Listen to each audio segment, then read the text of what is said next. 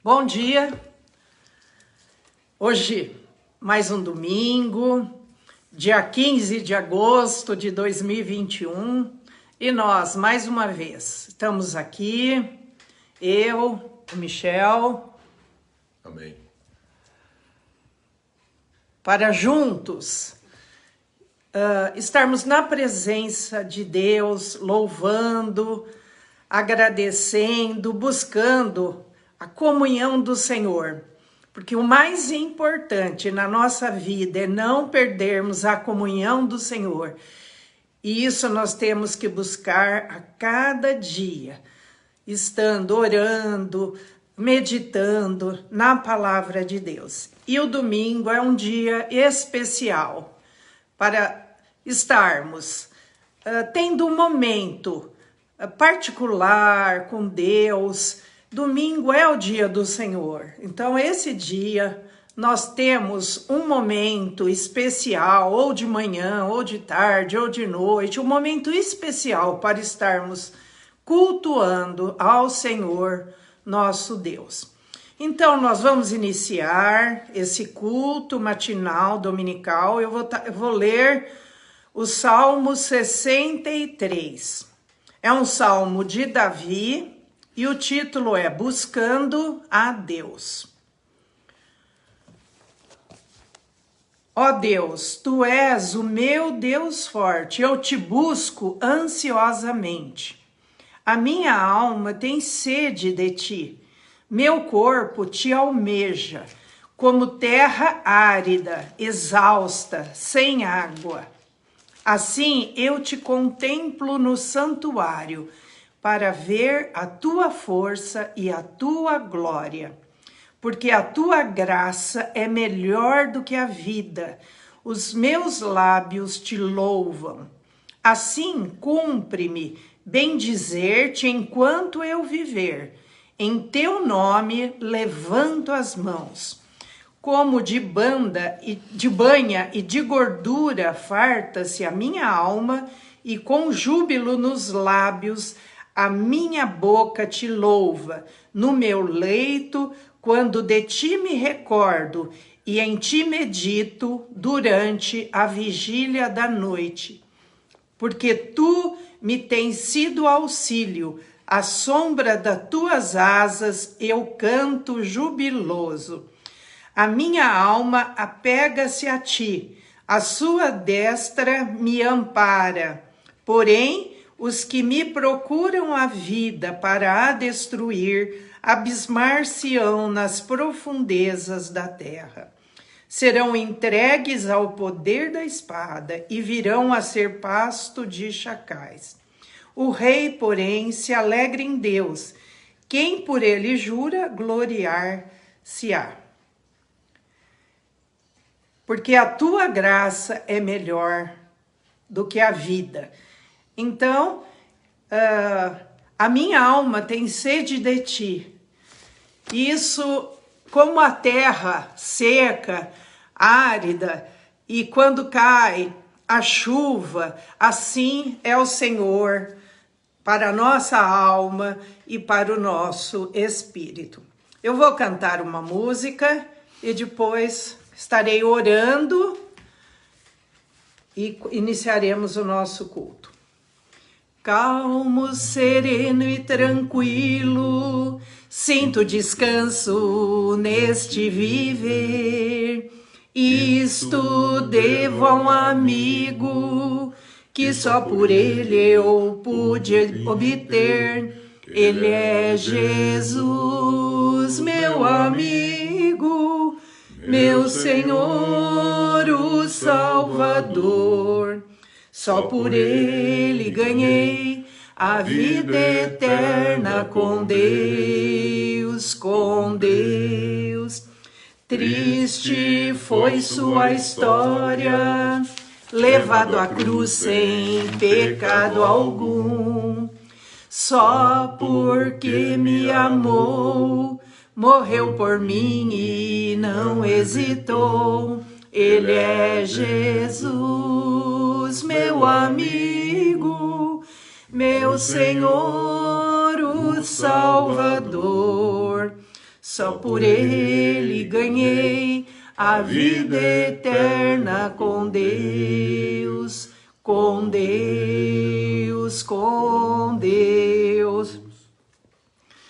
Quando nós temos amigos, a gente sempre ouve isso aí nas mensagens, que quando nós temos amigos, nós não estamos sós. Mas o melhor amigo que nós podemos ter é Jesus. E se nós temos esse amigo, nada nos faltará, porque ele estará sempre conosco. E ele é um amigo sincero, leal, fiel, e nunca nos abandonará. E nele nós podemos confiar. Vamos orar e que Deus esteja nos fortalecendo nesta manhã. Senhor nosso Deus, nosso Pai, nós te agradecemos, porque o Senhor é o nosso amigo, o Senhor é aquele que está sempre conosco, e o Senhor não deixa nós ficarmos caídos, porque o Senhor estende a sua mão e nos levanta, o Senhor revigora a nossa alma, o Senhor nos fortalece, o Senhor nos enche da tua graça, e a tua graça é melhor do que a vida. Obrigada, Senhor, por termos esse amigo tão precioso que é o Senhor Jesus. Obrigado, Senhor, por teres vindo ao mundo e se entregado por nós, para que nós possamos ter vida plena e para que possamos pedir, entregar as nossas necessidades nas tuas mãos, sabendo que em ti nós podemos confiar. Por isso, Senhor, nós entregamos em primeiro lugar a nossa vida.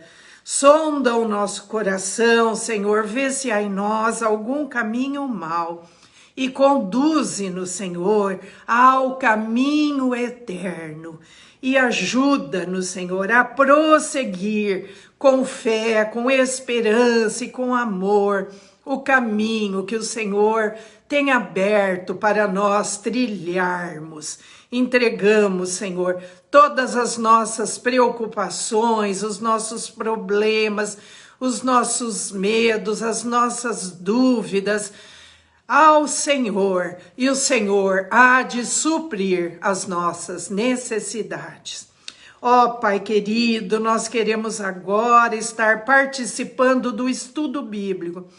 Por isso, pedimos a unção do Teu Espírito Santo, o Espírito de sabedoria, de discernimento, opera na nossa mente, na nossa alma, no nosso espírito, e que possamos compreender plenamente a Tua palavra, que sejamos vasos de honra, aptos para ser usados pelo Senhor. Obrigada, Senhor, pela semana que passou, pela semana que se inicia. Louvado seja o Teu nome. Em nome de Jesus oramos. Amém.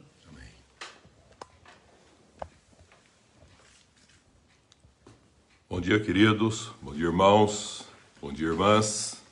Mais um domingo, mais uma semana. Juntos, caminhando em comunhão uns com os outros e também na graça de Deus. Hoje eu vou ler a respeito de um texto que está em Hebreus 11.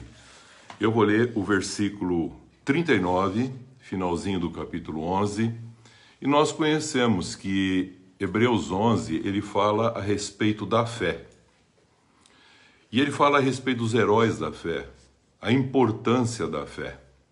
E dentro desse contexto, nós queremos falar a comunhão e a promessa de Deus. Então, Deus tem a promessa e tem também promessas.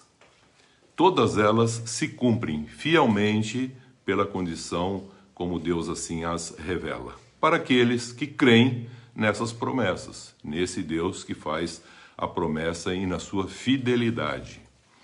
Então eu gostaria que os irmãos abrissem Hebreus, capítulo 11, versículo 39, E vou ler também o capítulo 12 na sequência de Hebreus, os versículos de 1 a 3. Então seria Hebreus 11, versículo 39, e depois, na sequência, capítulo 12, os versículos de 1 a 3. Versículo 39. Ora, todos estes que obtiveram bom testemunho por sua fé, citando todos os heróis da fé, todo o contexto histórico que aconteceu, desde o princípio da criação, passando por Abrão, Isaque, Jacó, o povo de Israel, ele também diz, todos esses, por sua fé, não obtiveram, contudo, a concretização da promessa. Veja no singular a palavra, da promessa.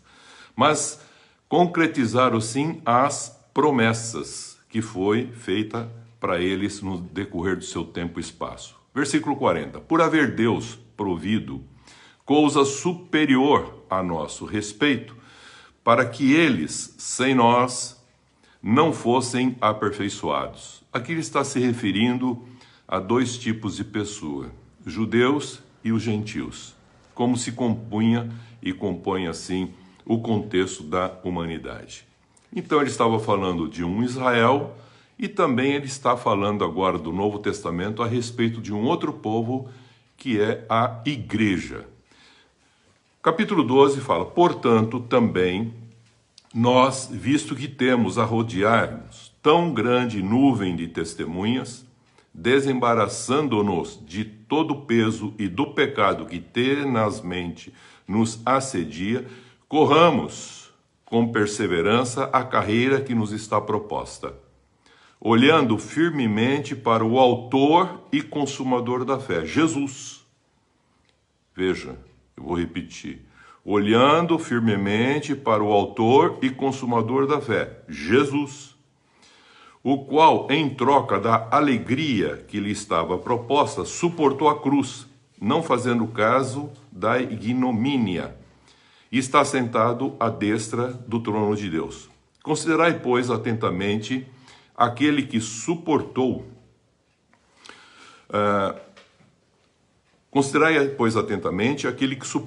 tamanha oposição dos pecadores contra si mesmo, para que não vos fatigueis, desmaiando em vossas almas. Até aqui. Então, esse tema, a comunhão e a promessa, eu quero começar a fazer uma afirmação que a comunhão, em qualquer situação, ela necessita de alguns pontos que são fundamentais. Então, a comunhão ela é sustentada a partir do quê? De uma promessa, em primeiro lugar, e de uma aliança de fidelidade, isto é, fé, e com um amor desinteressado, que é chamado o amor ágape.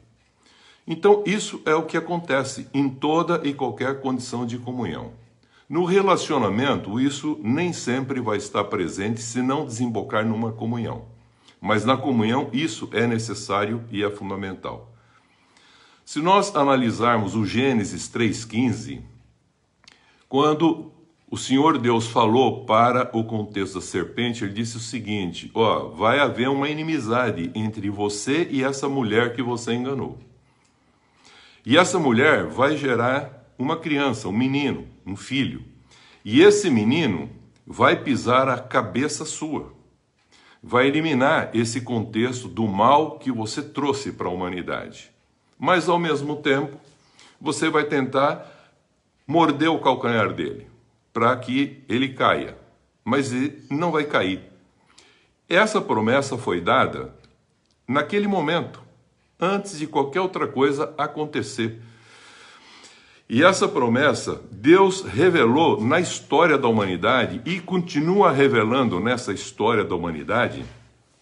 E ele concedeu a Abrão, que é o pai da fé, e revelou essa promessa que haveria um descendente pela promessa, que aí no caso, se referindo, era Abrão e a Sara, que viria um filho, Isaque, que traria alegria, contentamento.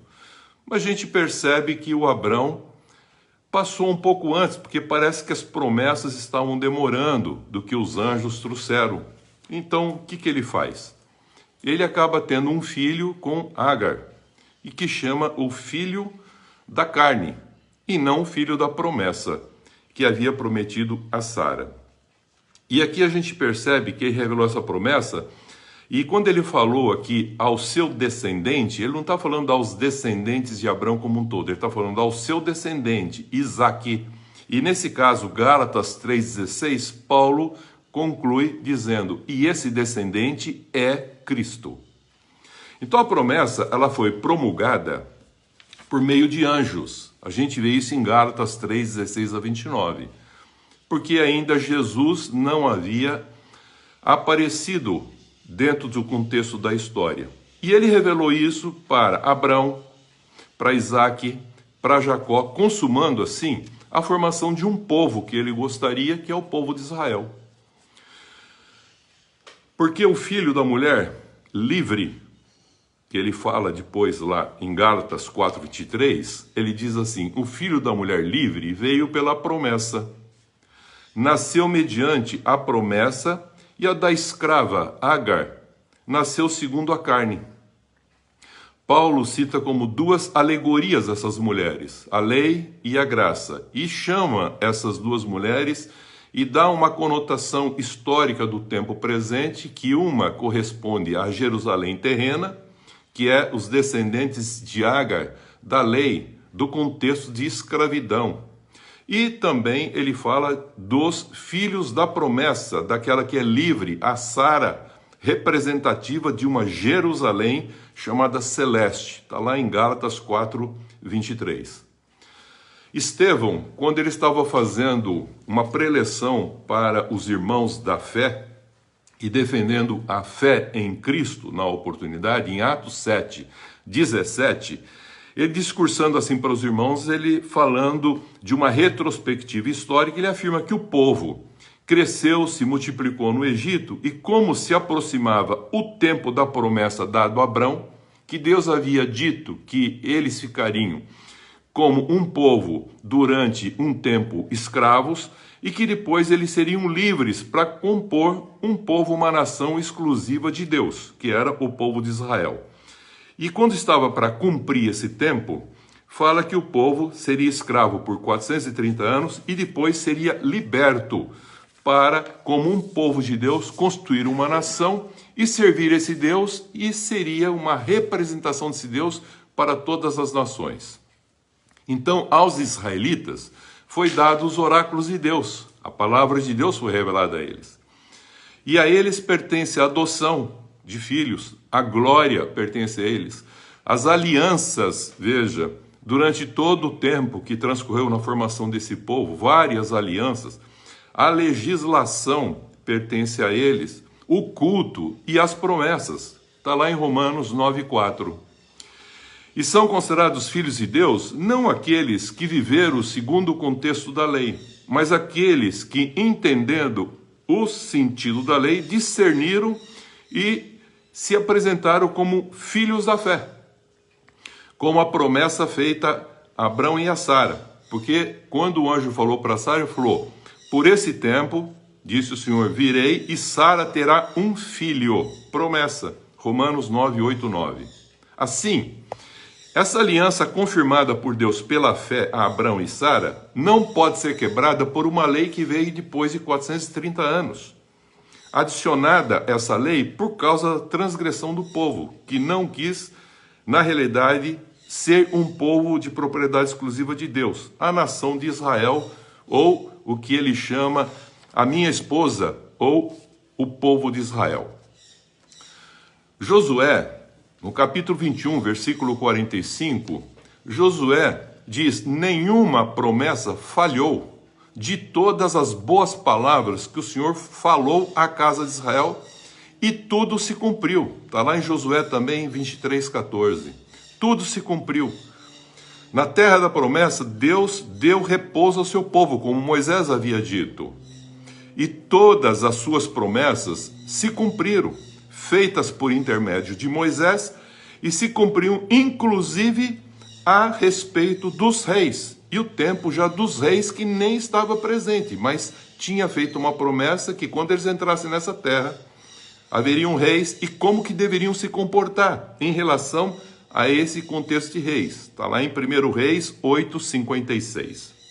Então, por amor de Davi, a gente vai perceber algumas afirmações que são interessantes. Em 2 Reis 8:19, que ele diz o seguinte: por amor de Davi, o Senhor não destruiu Judá. Naquele período dos reis, quando separou Israel e Judá, ele falou, não destruiu Judá. Segundo a promessa que havia feito, que lhe daria sempre uma lâmpada e a seus filhos. 2 Reis 8:19. E não destruiu, veja como é interessante, a casa de Davi.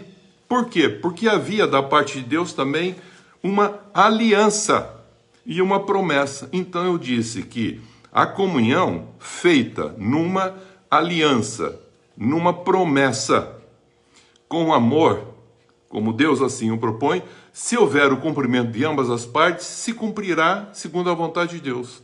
Mas se uma parte romper, Deus continuará fiel à sua promessa, com que ele havia feito, que não mexeria nem com Judá e nem com o contexto da casa de Davi. Por quê? Porque ele havia feito uma promessa, porque com juramento ele já havia feito essa promessa para quem? Como ele não tinha por quem jurar, ele jurou por si mesmo e prometeu isso para Abrão. Então esse é um contexto que nós temos dentro da comunhão que é fundamental.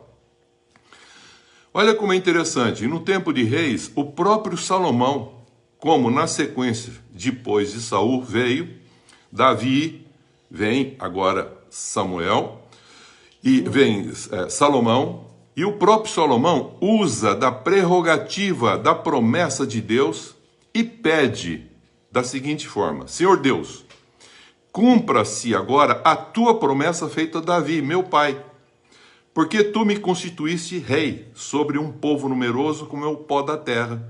Está lá em 2 Crônicas 1:9. Então ele falou, cumpra-se isso agora em mim. Essa é uma preocupação constante do Antigo Testamento, que tinha uma promessa que deles viria um Salvador. E muito mais ainda, que todas as alianças acontecidas nesse período, inclusive o período dos profetas, que profetizaram a respeito da vinda desse Messias, Neemias menciona a importância de se cumprir as promessas. A esse povo, porquanto Deus é justo e fiel para que isso aconteça, independente se o povo permanece fiel ou não. Ele vai cumprir o seu propósito. Neemias 5:13 e também Neemias 9:8 fala a respeito disso. Antes de vir Jesus, a gente precisa ver um pouquinho dos Salmos, como se pensava, poeticamente escreviam a respeito de tudo isso quanto à promessa. Então o salmista pergunta no Salmo 77:8 da seguinte maneira: cessou perpetuamente a graça de Deus? Caducou a sua promessa para toda a geração? Parece que nesse momento o salmista está descrevendo um momento que ele está passando dentro da história e ele faz uma reflexão. Será que Deus esqueceu de Israel? Esses acontecimentos está tendo com Israel? E o que é interessante, tem um salmo que é o maior salmo da Bíblia, não dá para ler inteiro, mas eu vou pegar alguns pontos chaves para falar a respeito de promessa. Eu vou começar no Salmo 119, o 38, citando alguns pontos para você perceber que dentro desse salmo, que é o maior salmo que tem na Bíblia, você vê que o salmista, ele está reivindicando algumas coisas que ainda ele não tinha, mas que já eram promessas feitas para Israel. Então o salmista pede para confirmar, essa é a palavra-chave, a promessa de Deus que é para os que temem a Deus. É como se ele falasse assim, eu temo ao Senhor, eu quero que isso realmente aconteça, mas então eu queria que o Senhor confirmasse essa promessa que o Senhor tem falado, tem revelado através dos profetas, todo esse período, inclusive dos reis. O Salmo 119, 41, ele continua falando que, segundo a sua promessa, venha sobre ele, o salmista, as misericórdias e a salvação de Deus, que ele estava esperando que isso assim acontecesse. O Salmo 119, 16, voltando um pouquinho, ele diz assim, segundo a sua promessa, ampara-me para eu viver e que a esperança não me envergonhe. Que a minha esperança, eu não sofro o vexame da vergonha. E aí ele retoma de novo o salmista diz no Salmo 119, 82 e 119 no versículo 123, meus olhos, veja como é interessante, passou um certo tempo, ele viu que as coisas estavam acontecendo, ele falou, meus olhos desfalecem, esmorecem, à espera da tua promessa de salvação e justiça, enquanto diz, quando me haverá de consolar? Veja como é interessante. Quando haverá aquele consolo prometido? Parece que o Senhor fala que consola, mas Israel está constantemente oscilando. Salmo 119, 154, versículo 154. Ele pede, defende a minha causa e liberta-me, vivifica-me, segundo a tua promessa.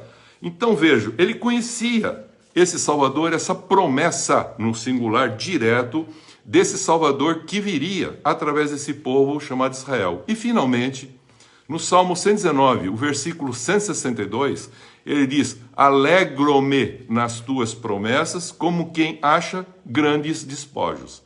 Alegria de alguém que luta e que no final recebe os despojos dessa luta que ele lutou, perseverou para chegar com a certeza que Deus, na sua promessa, ia cumprir esse fato.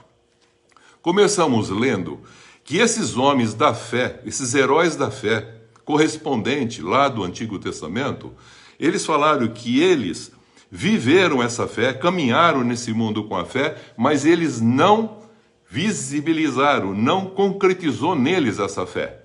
E que há uma esperança ainda. Então, em Jesus Cristo, temos tudo isso agora consumado, segundo a fé. Romanos 15:8 faz a seguinte afirmação, Paulo. Cristo foi constituído ministro da circuncisão, isso para os judeus, para os circuncisos, em prol da verdade de Deus, para confirmar as promessas feitas aos pais, aos patriarcas de Israel, Abraão, Isaac, Jacó. Quando o nascimento de Jesus Cristo, nós encontramos uma afirmação muito interessante que um anjo faz para Maria quando foi gerar o Cristo, Jesus, o menino Jesus, o Cristo de Deus nela.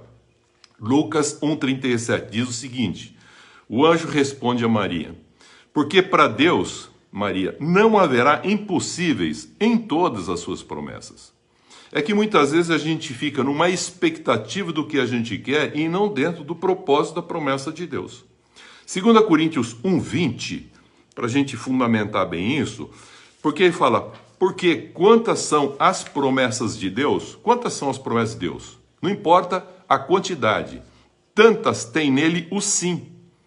Então toda promessa de Deus não tem um sim, ou talvez um não. Não, toda promessa de Deus é sempre sim. Porquanto também por ele é o amém. E diz, para a glória de Deus, por nosso intermédio. Então ele sempre vai usar o seu povo para expressar essa realidade da promessa, para se cumprir essa promessa com o seu povo, quer seja Israel, quer seja a igreja. Então nós agora, recebendo essa graça em Cristo Jesus, tendo tais promessas, ele fala assim, Paulo, purifiquemo-nos de toda impureza, tanto da carne como do espírito. Então, veja que a alma dele não está incluída. A alma dele tem que tomar decisões para fazer com que a sua carne e o seu espírito se tornem puros. E aí ele fala, para que isso? Ele fala que a nossa santidade ocorra no temor de Deus. Não é temor, não, é temor de Deus. É como Deus nos ama, na maneira como nos ama. 2 Coríntios 7:1. Depois você leia lá, medita, que você vai entender o que está sendo escrito aqui. Então, tendo tais promessas, purifiquemos-nos assim dessa impureza, tanto da carne como do espírito, porque ele fala, a nossa santidade, ela ocorre no temor de Deus, que é o princípio da sabedoria. 2 Coríntios 7:1. Atos 13:32, Paulo fala aqui, anuncia o evangelho da promessa. Veja que coisa incrível. O evangelho da graça, que foi feito primeiramente aos pais, Abraão, Isaac, Jacó, para cumprir as santas e fiéis promessas feitas a Davi também. Atos 13:34. Depois, o próprio Paulo fala em Atos 26:6, quando ele estava fazendo sua defesa pessoal, porque ele tinha sido preso pelos judeus, ele fala que agora Eu estou sendo julgado por causa do que? Ele falou, por causa da esperança, da promessa que Deus fez aos nossos pais. Paulo fala em Romanos 4,13 que para Abrão e a sua descendência, coube a promessa de ser herdeiro do mundo. Não pela lei, mas mediante a fé. Então, a promessa é pela fé, como diz Romanos 4, 14, 16, 20.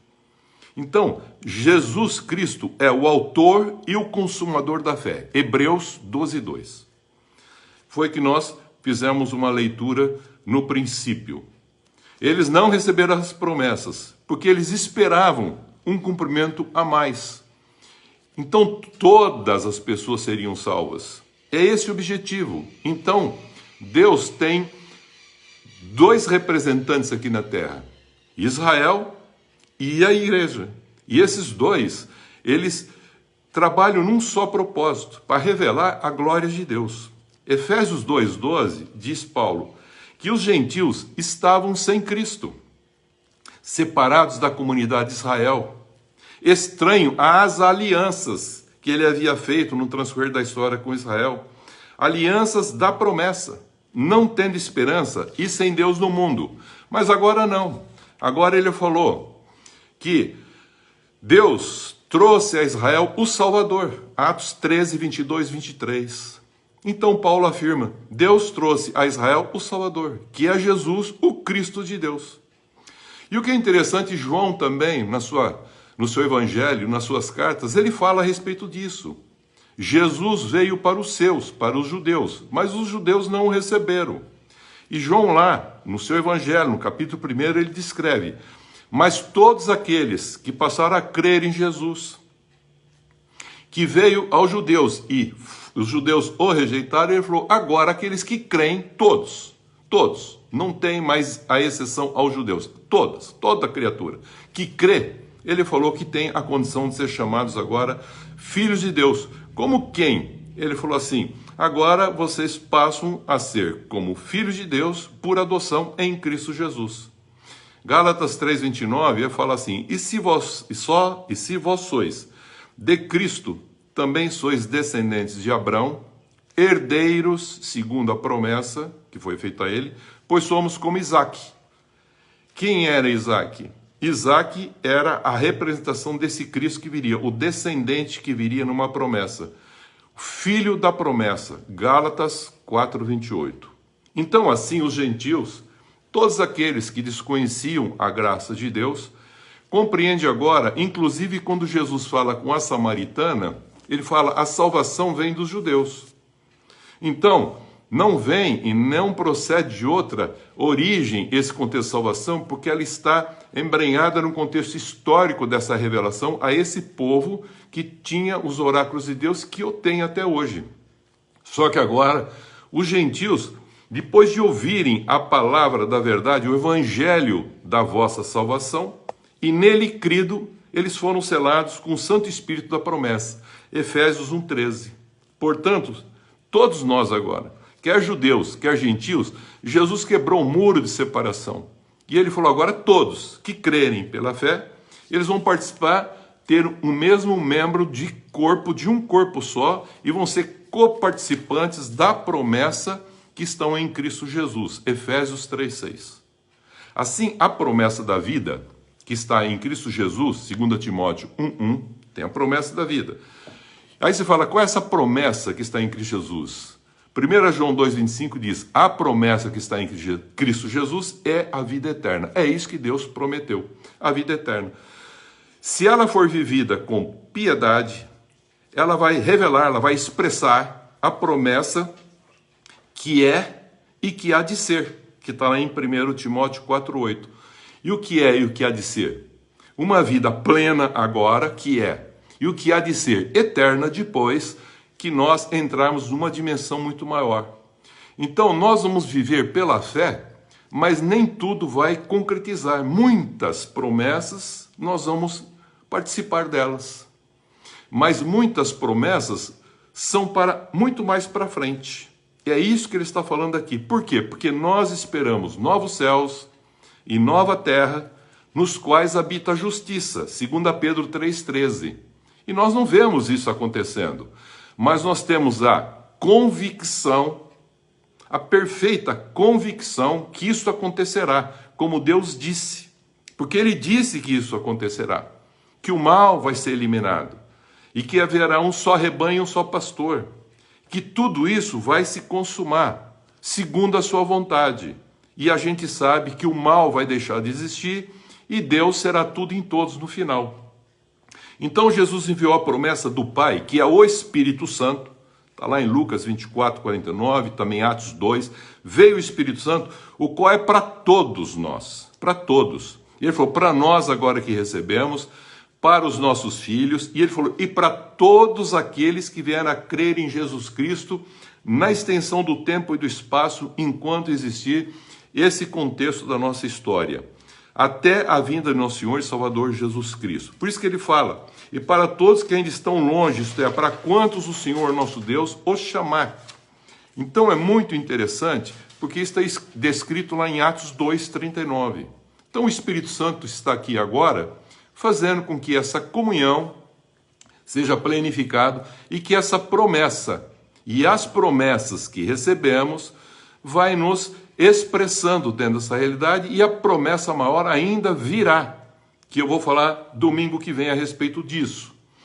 Alguns podem achar ou julgar, e a gente vai perceber isso lá em 2 Pedro 3, 4 e também 3:9, alguns vão julgar e achar que a promessa da vinda de Jesus Cristo está demorando. Então muitos vão falar, mas está parece que demorando, o mundo do jeito que estava continua do mesmo jeito. O salmista no 119, ele estava falando mais ou menos essa realidade. E no 77 que eu li, ele falava, caducou então essa promessa? Falhou essa promessa? Ele falou, não, é impossível Deus falhar quanto à sua promessa, sua fidelidade na sua palavra do que ele prometeu. Então, 2 Pedro 3:4 e 3:9 fala o seguinte, que é porque Deus, porque ele demora tanto? Porque ele é longânimo.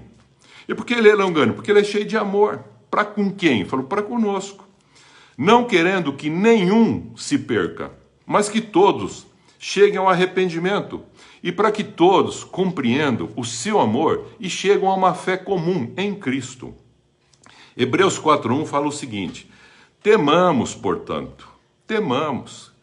Haja uma consideração, respeito por tudo isso que está sendo revelado, que já foi revelado para Israel e que agora está sendo revelado pela igreja. Portanto, sendo-nos deixada a promessa de entrar no descanso de Deus, que eu vou falar domingo que vem, o que é o descanso de Deus. Então foi deixada uma promessa para a gente entrar no descanso de Deus. Sucede parecer que algum de vós tenha falhado. Por quê? O próprio relator de Hebreus diz o seguinte, por quê? E também Paulo fala em Corinto, porque alguns falharam, por quê? Porque murmuraram nessa caminhada de comunhão com Deus, se rebelaram nessa comunhão de caminhada com Deus, e também não acreditaram nas promessas de Deus, porque foram descrentes a essa promessa. 2 Pedro 1:4 faz uma afirmação assim muito importante para nós dentro desse pensamento da promessa que nós estamos falando, não só de agora, mas para a eternidade. 2 Pedro, capítulo 1, versículo 4, faz a afirmação. Pedro fala que nos têm sido doadas as suas preciosas e muito grandes promessas, veja no plural, para que por essas promessas, é tudo aquilo que a gente precisa e necessita, Deus vai cumprindo na nossa vida, para que por elas vos torneis coparticipantes da natureza divina. Olha que fantástico. Então ele quer que a gente seja parecido com quem aqui? Com Cristo.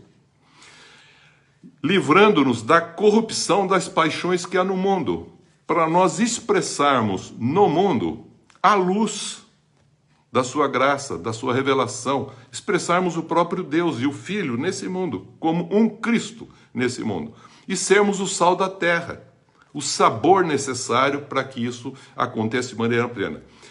Para sermos, veja a palavra, imitadores dos que pela fé e pela longanimidade herdam as promessas. Hebreus 6:12.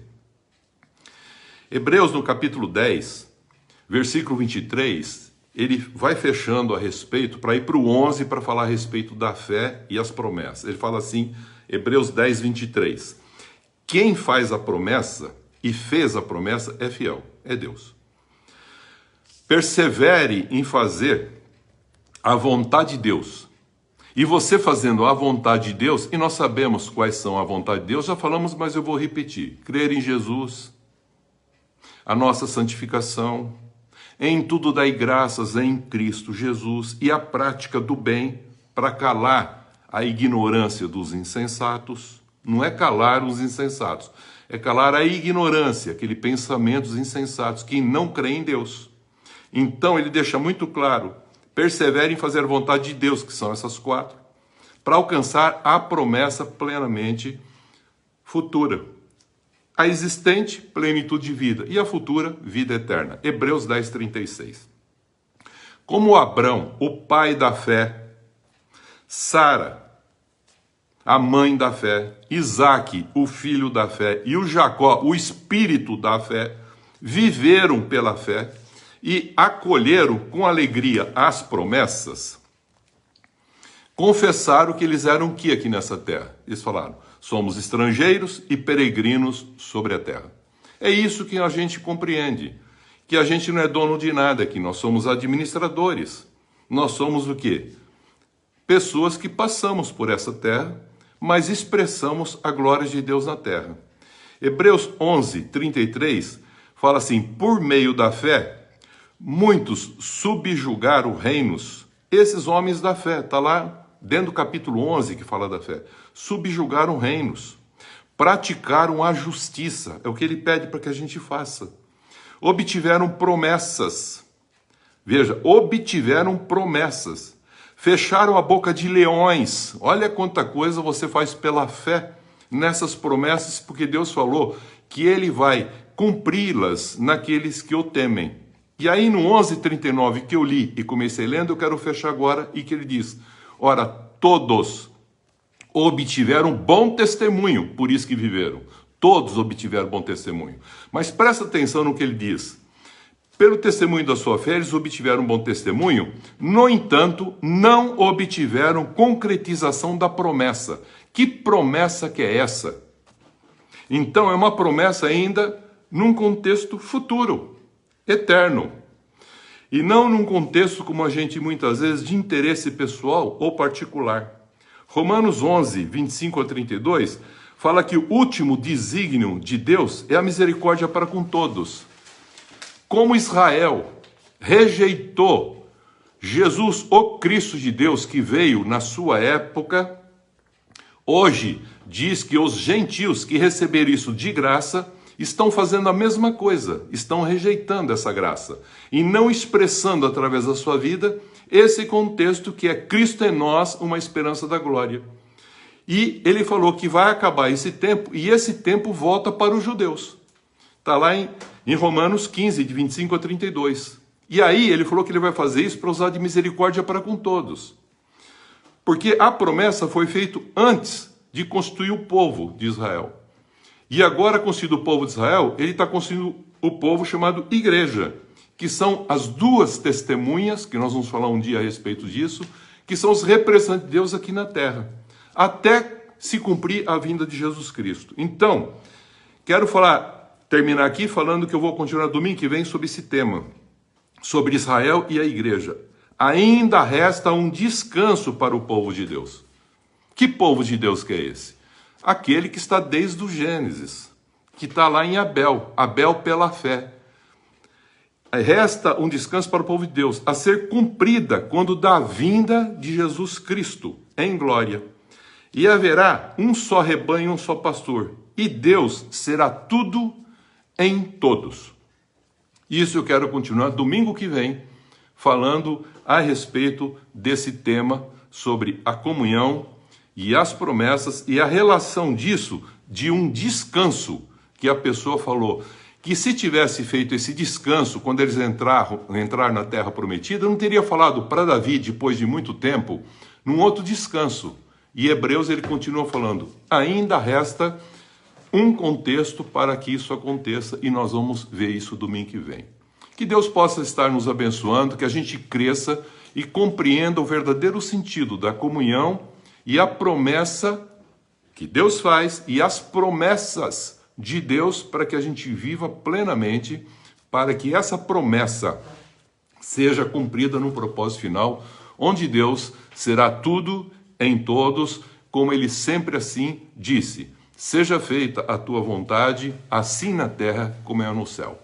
A gente vai continuar isso domingo que vem. Que Deus abençoe por enquanto em Cristo Jesus. Para a honra e glória de Deus, paramos por aqui. Domingo que vem a gente continua com os irmãos.